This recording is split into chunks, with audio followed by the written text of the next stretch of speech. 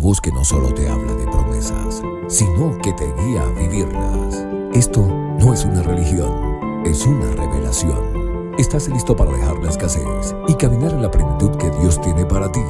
Únete a esta comunidad de fe. Cada gota de sangre de Jesús te dice: yo te amo. Y si tú has sido lavado por la sangre del Cordero y estás bajo la autoridad de la sangre del Cordero, cada gota de la sangre de Cristo que está en ti está ahí para decirle a un mundo: yo te amo. Búscanos en YouTube como Vida Abundante y permite que la palabra se haga viva en ti. Suscríbete, activa las notificaciones y sé parte de la vida abundante que Jesús tiene para ti.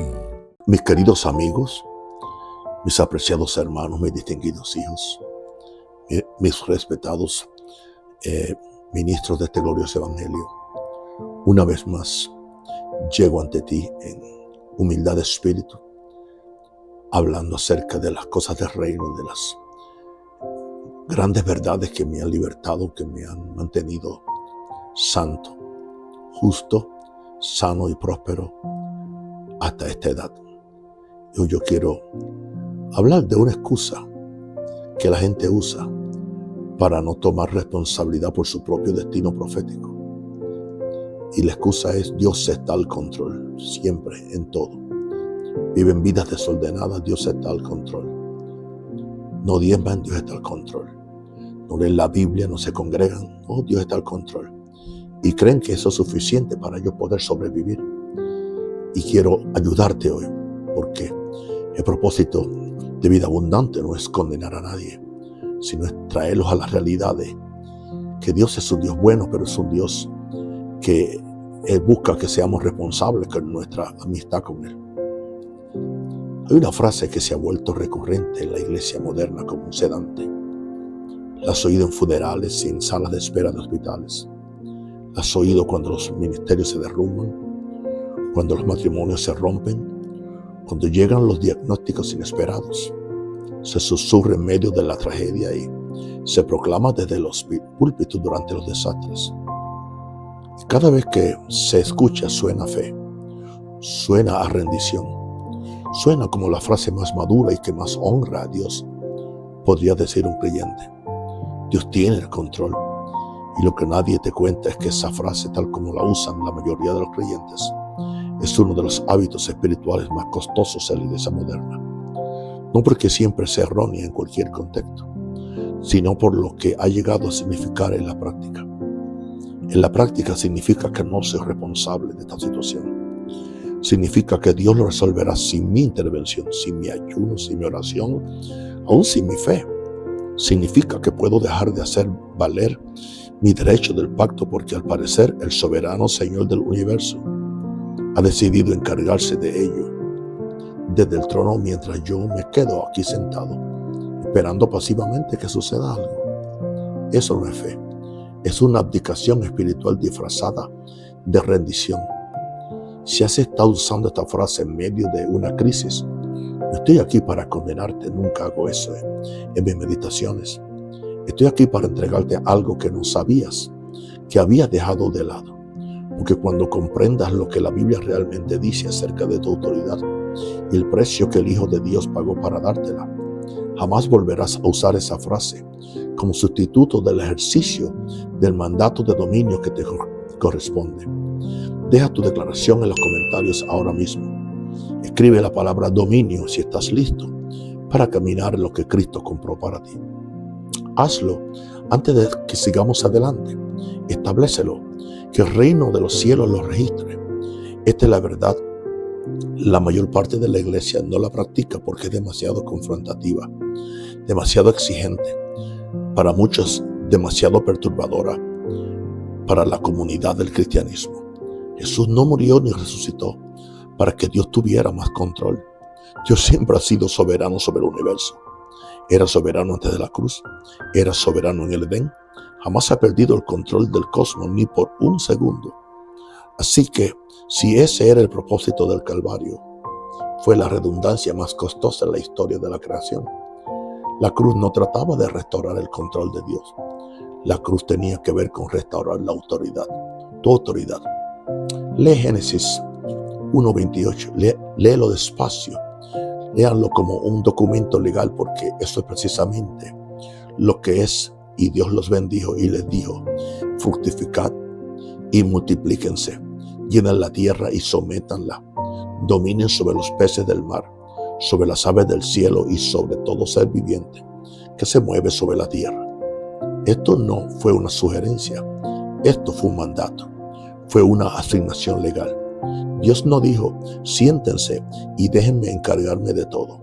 Dijo: tú tomas el dominio, tú sometes, tú gobiernas. Fue lo que oyó Adán en esa mañana. Dios creó al hombre y a la mujer a su imagen y semejanza, con el propósito específico de ejercer autoridad delegada sobre el orden creado. Y cuando Adán pecó, ese dominio no se desvaneció en el aire, sino que fue transferido legalmente. La caída pasó de Adán al adversario mediante un acto catastrófico de traición espiritual. No se trató solo de un fracaso moral, sino de una transferencia legal del mandato de autoridad. Y ahí es donde empieza el problema, porque en algún punto entre el Edén y hoy, la iglesia dejó de leer el mandato del dominio y comenzó a construir una teología de microgestión divina que absuelve al creyente de toda responsabilidad de hacer cumplir nada. Pero esto es lo que hay que entender. Y aquí es donde la historia se vuelve gloriosa. Lo que se perdió en la caída se recuperó en el Calvario. No se recuperó parcialmente. No se trata de una recuperación temporal. Se trata de una recuperación plena, legal y completa. Kenyon enseñó a lo largo de su obra sobre el Padre y su familia que la nueva creación no es simplemente un pecador perdonado. La nueva creación es un hijo restaurado, un hijo que porta el mandato original, un hijo que ha sido restituido a la posición legal de autoridad que Adán dejó vacante. Con una mejora crucial, este pacto no puede romperse por fallas humanas, pues no se estableció por méritos humanos. Fue sellado con la sangre del Hijo Eterno de Dios. Reflexiona sobre lo que esto significa. Cuando naciste de nuevo, no solo fuiste salvado del infierno, fuiste restituido como heredero gobernante. Recuperaste el mandato de dominio no como una posición teológica distante, sino como una realidad legal, operativa y ejecutable. Segunda de Corintios 5:17. Por lo tanto, si alguno está en Cristo, nueva criatura es. Las cosas viejas pasaron aquí, que todas las cosas son nuevas. Esto no es poesía, es una declaración legal de un nuevo estado de creación. Y el nuevo estatus de creación conlleva la misma autoridad que tenía Cristo Jesús. Así que cuando dices que Dios tiene el control y usas eso como excusa para dejar de hacer valer lo que la palabra dice que te pertenece, estás haciendo algo que entristece profundamente al cielo. Estás devolviendo voluntariamente aquello que la sangre de Jesús compró para ti a un precio incalculable. Esto es lo que Kenyon comprendió de su profundo estudio de las Escrituras y lo que la iglesia moderna ha olvidado casi por completo. Hay dos tipos de conocimiento que operan en la vida de todo creyente, y el que predomine determinará si vives como un gobernante delegado o como un espectador indefenso. El primero es el conocimiento sensorial, el conocimiento de los sentidos. Es la información que reportan tus 5 sentidos. Lo que ves, lo que sientes, lo que dice el diagnóstico, lo que confirma el extracto bancario, cómo se ve la situación desde afuera. El conocimiento sensual es real, inmediato y contundente. El segundo es el conocimiento revelador. Es el conocimiento que proviene de la palabra de Dios y es completamente independiente de lo que los sentidos pueden percibir. Es verdad, lo sientas o no, es efectivo, veas o no evidencia de ello. Es jurídicamente vinculante, independientemente de que las circunstancias lo hayan alcanzado o no. Aquí radica el problema.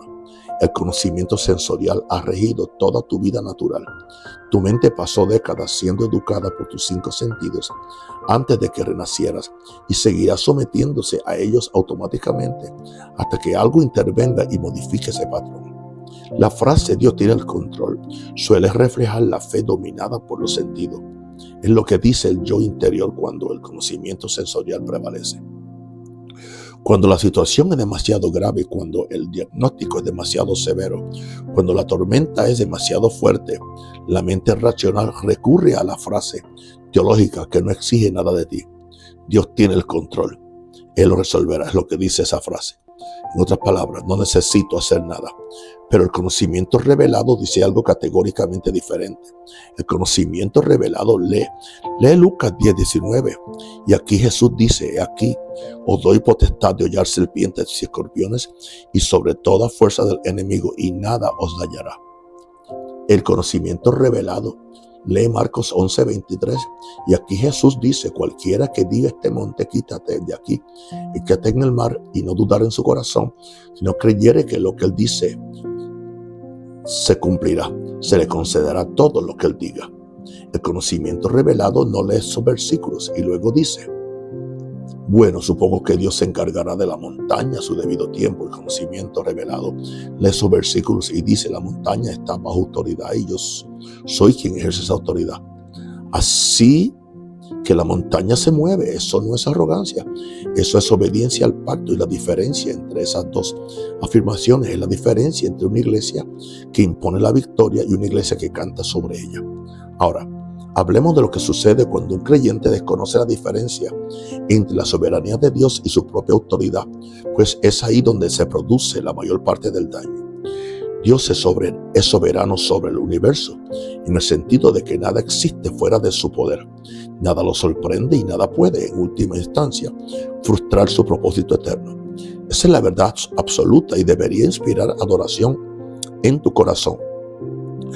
Pero la soberanía de Dios no significa que Él personalmente planifique cada enfermedad, cada crisis financiera, cada matrimonio roto, cada clamor sin respuesta en la noche.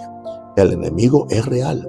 Él está activo, tiene un plan y 1 Pedro 5:8 te dice exactamente cuál es ese plan. Por lo tanto, mantente sobrio, mantente alerta porque tu adversario, el diablo, como león rugiente, anda alrededor buscando a quien devorar. La expresión a quien devorar implica que hay personas a las que no puede devorar. La cuestión es a qué categoría perteneces. Y la respuesta depende casi por completo de si conoces y ejerces tu autoridad o si la has renunciado esperando que Dios sea soberano sobre la situación. El enemigo no teme tu teología, no tiembla cuando asistes a la iglesia, no pierde el sueño porque tengas una Biblia. Lo que frena su impulso, lo que le impide seguir influyendo en tu vida es un creyente que sabe quién es en el pacto y que lo reafirma con cada declaración y cada acto de fe.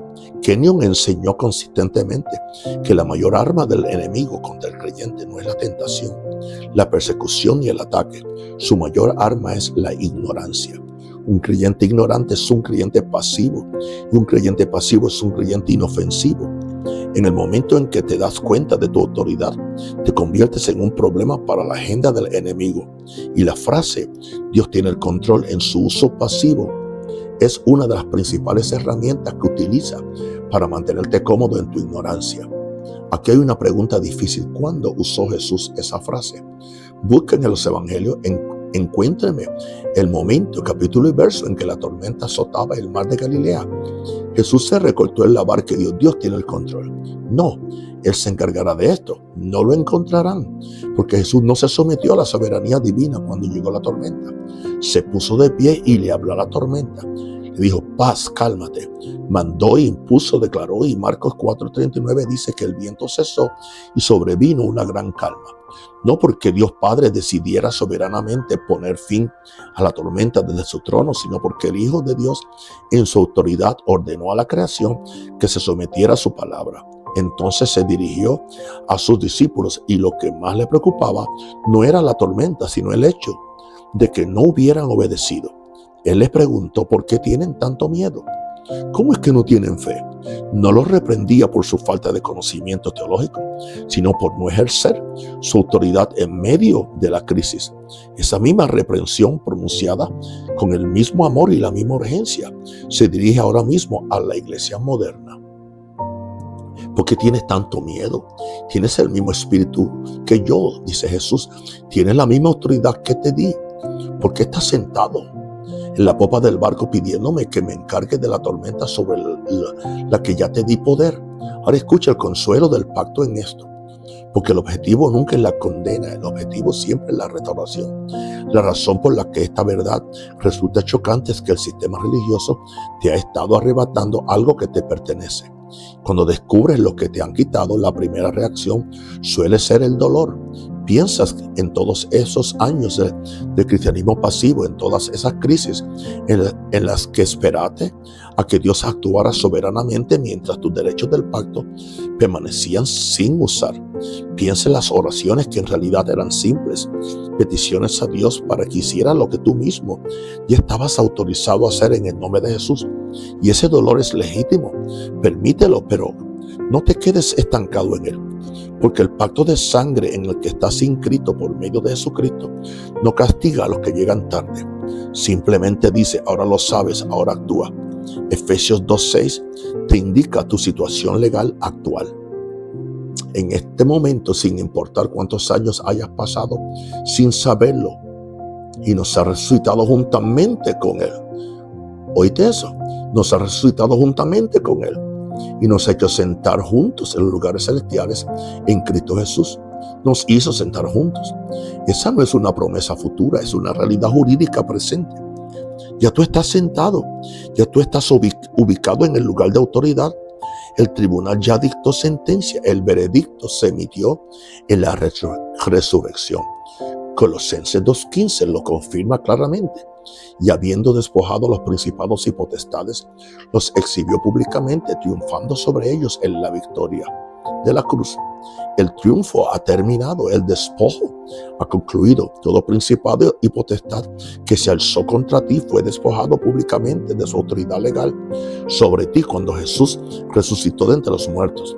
La pregunta que queda, la única pregunta es si actúas desde esa perspectiva o desde el nivel básico del conocimiento sensorial y la teología pasiva. Así es como se manifiesta en la vida cotidiana. Y aquí es donde se ve la realidad. Recibes un mal informe, llega un diagnóstico, una crisis financiera golpea, una relación se rompe, una puerta que creías que Dios había abierto se cierra de golpe. ¿Qué es lo primero que dice? Esa primera declaración revela qué tipo de conocimiento rige tu interior. Si lo primero que dices es Dios tiene el control, supongo que tiene una razón para esto. Entonces estás actuando desde el conocimiento sensorial disfrazado del lenguaje espiritual. La circunstancia ha definido tu realidad y has atribuido la soberanía de Dios como explicación para no tener que esforzarte en mantenerte firme en la fe. Pero si tu primera palabra es la palabra de Dios, dice que estoy sanado, que tengo provisión, que soy más que vencedor por medio de aquel que me amó, entonces estás actuando desde el conocimiento revelado, estás haciendo cumplir el pacto, estás en tu posición legal y en ese preciso instante te has convertido exactamente en el tipo de creyente que el enemigo esperaba que nunca fueras. Proverbios 18:21 lo declara claramente. La muerte y la vida están en el poder de la lengua, no solo en la voluntad soberana de Dios, sino en un plan predeterminado que haga irrelevantes tus palabras. En el poder de la lengua, eso significa que tus declaraciones importan. Tu confesión define el ambiente que rodea tu vida. Lo que expresas constantemente sobre tus circunstancias refleja tu fe. Independientemente de lo que afirmes, creer intelectualmente, deja de decir que Dios tiene el control para evitar la responsabilidad de afrontar las dificultades. Comienza declarando lo que la palabra dice, que ya se ha hecho, porque Marcos 11:23 no es una posibilidad, es un método y el método funciona cuando el creyente lo practica. La trampa de la pasividad religiosa se remonta a mucho antes de que la mayoría de la gente cree. ¡Wow!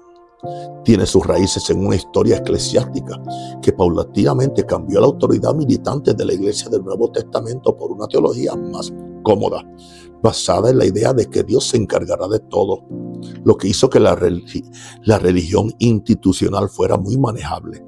La iglesia primitiva no oraba para que Dios sanara a los enfermos. La iglesia primitiva se presentaba ante los enfermos y ordenaba la sanación en el nombre de Jesús y los enfermos se recuperaban. Entonces Pedro dijo, no tengo plata ni oro, pero lo que tengo te doy. En el nombre de Jesucristo, levántate y anda. Pedro no dijo, hermano, reconozcamos que Dios tiene el control de tu situación y confiemos en que sus propósitos soberanos se cumplirán en ella. Pedro dijo, lo que tengo, eso os doy. Él sabía lo que él tenía. Una pregunta, ¿sabes tú lo que tú tienes? Tenía autoridad delegada, tenía el nombre, tenía el pacto y lo hizo cumplir. El cojo caminó. Ese es el modelo. Eso es lo que se perdió en la deriva desde la autoridad apostólica del primer siglo hasta la pasividad institucional del siglo XXI. Y eso es lo que Kenyon dedicó su vida a recuperar. No como una doctrina para el debate, sino como una realidad cotidiana que todo creyente redimido por la sangre de Cristo, aleluya, tiene. El enemigo ha trabajado sistemáticamente durante siglos para impedir que la iglesia viva esa realidad. No atacando la doctrina de la salvación, no negando la resurrección, porque eres demasiado inteligente para eso. Él es demasiado inteligente para eso. Tu estrategia es más sutil y más efectiva. Te permite tener tu propia teología y siempre y cuando no la impongas. Te permite creer en la sanidad divina siempre y cuando nunca te aferres a ella. Te permite confesar que eres más que un vencedor siempre y cuando esa confesión se quede en el plano teórico. Porque una autoridad teórica que nunca se ejerce no representa ninguna amenaza para él. Pero en el momento en que un creyente pasa de la confesión de labios a la aplicación del pacto, en el momento en que deja de decir que Dios tiene el control como sustituto de la acción y comienzas a declarar lo que la obra consumada de Cristo ya ha logrado, todo cambia. El ambiente cambia, el enemigo pierde el terreno que controlaba y la victoria que legítimamente siempre te perteneció comienza a manifestarse en el mundo físico que puedes ver. Esto es lo que Kenyon llamó pasar del trono al estrado. No se trata de ir de la banqueta al trono. La mayoría de los creyentes viven en la banqueta, viven en el nivel de conocimiento sensorial, según lo que dice la circunstancia, según lo que dijo el médico, lo que confirmó el banco y lo que el enemigo ha estado susurrando. Y desde esa posición claman al cielo, rogándole a Dios que sea soberano sobre su situación. Pero Dios dice, sube, siéntate conmigo y mira el estrado desde arriba, porque desde donde estás sentado en Cristo, todo lo que enfrentas ya está bajo tus pies. Pero ¿a cuál de los ángeles le dijo alguna vez, siéntate a mi derecha hasta que ponga tus enemigos por estrado de tus pies? Esa es la posición sentada. Esa es la realidad celestial en la que Efesios 2:6 te sitúa ahora mismo. No algún día, no cuando hayas alcanzado la madurez espiritual suficiente, no cuando hayas orado lo suficiente, ayunado lo suficiente o alcanzado algún umbral invisible de santidad. Ahora que estás sentado, reinando, autorizado, deja de orar para que Dios descienda y arregle lo que ya te autorizó a hacer cumplir. Empieza a hacerlo cumplir. Aquí está el cambio práctico. No es complicado, pero requiere una renovación completa de tu vocabulario confesional. Deja de decir, Dios, por favor, sana esta situación. Comienza declarando, por las llagas de Jesús soy sanado. Y hago valer esa sanidad ahora mismo en el nombre de Jesús. Deja de decir, Dios, espero que proveas. Comienza declarando, mi Dios suplirá todas mis necesidades conforme a sus riquezas en gloria en Cristo Jesús. Y recibo esa provisión ahora. Deja de decir, Dios, espero que tengas un plan para esta crisis. Empieza a declarar, ninguna arma forjada contra mí prosperará, y toda lengua que se levante contra mí en juicio la condeno, porque esta es la herencia de los siervos del Señor. Eso es Isaías 54:17.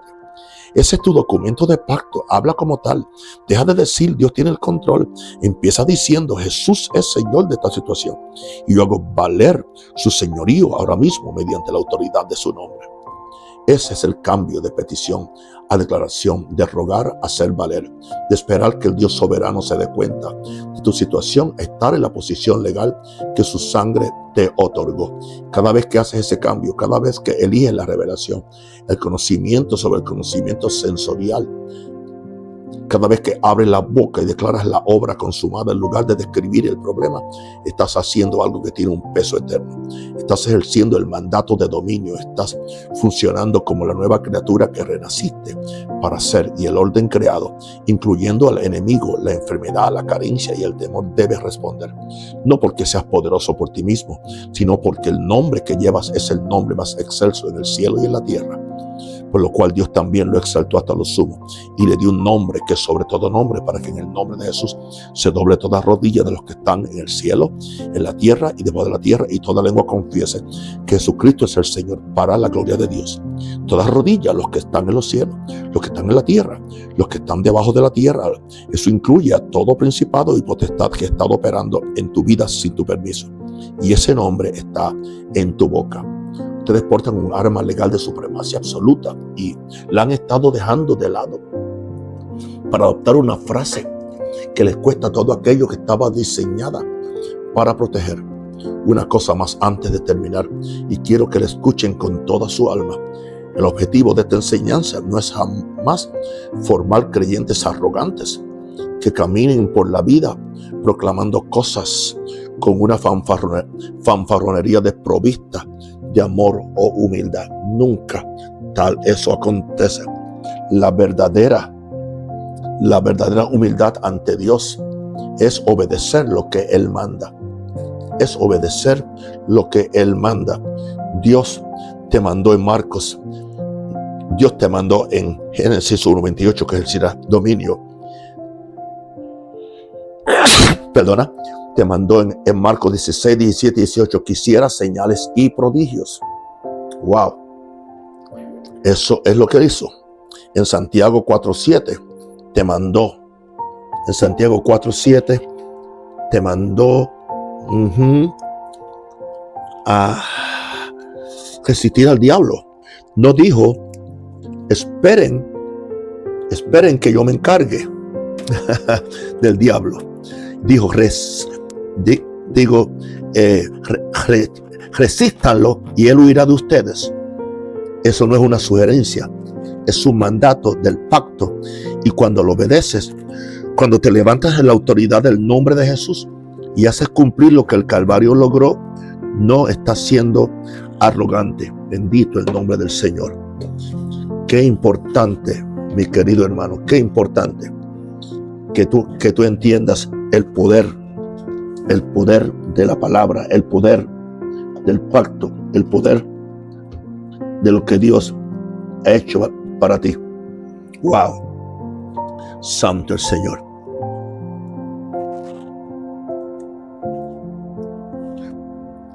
Dilo. Estás siendo un hijo, estás siendo una hija, estás caminando a imagen de aquel que te creó, que te redimió, te sentó y te autorizó. Por eso naciste de nuevo, no para esperar, sino para reinar. Dilo en voz alta ahora mismo. Dilo con convicción. Dilo hasta que tu ser interior se enderece. Soy una nueva creación en Cristo Jesús. El dominio me pertenece. Estoy sentado con Cristo en los lugares celestiales, muy por encima de principados, potestades y todo nombre que se nombra. Con mis palabras, mi fe y mi autoridad del pacto confirmo la obra consumada del Calvario. No renunciaré ante el enemigo a lo que Jesús me otorgó. No usaré la pasividad como sustituto del cumplimiento del pacto. No espero a que Dios tome el control. Dios me ha otorgado autoridad y me encuentro en esa posición ahora mismo, en el nombre que está por encima de todo nombre, el nombre de Jesús. Si esta declaración te impactó como creo que lo hizo, te invito a suscribirte a este canal ahora mismo. Cada semana profundizamos en lo que Kenyon llamó los secretos legales de la redención, aquello que la iglesia debía practicar desde el primer día del nuevo pacto. Comparte este video con algún creyente que esté usando la frase pasiva en lugar de hacer valer la promesa. Lo necesitan y ahora mismo escriban esto en los comentarios. Estoy sentado, yo reino, yo lo impongo. No te limites a pensarlo, decláralo. Estoy sentado, yo reino, yo lo impongo. Dejen que esto se disperse, porque en el próximo video vamos a exponer algo aún más impactante. Les mostraremos las oraciones específicas que en realidad les perjudican, las confesiones que les cierran las puertas del cielo desde adentro y el cambio en su vocabulario de oración que transformará por completo su experiencia de recibir respuestas. No se lo querrán perder. Suscríbete y activa las notificaciones para no perderte esta revelación. No fuiste creado para ser dominado, fuiste creado para dominar. Ahora camina como un hijo heredero de Dios, con la autoridad de su naturaleza, su poder y su nombre.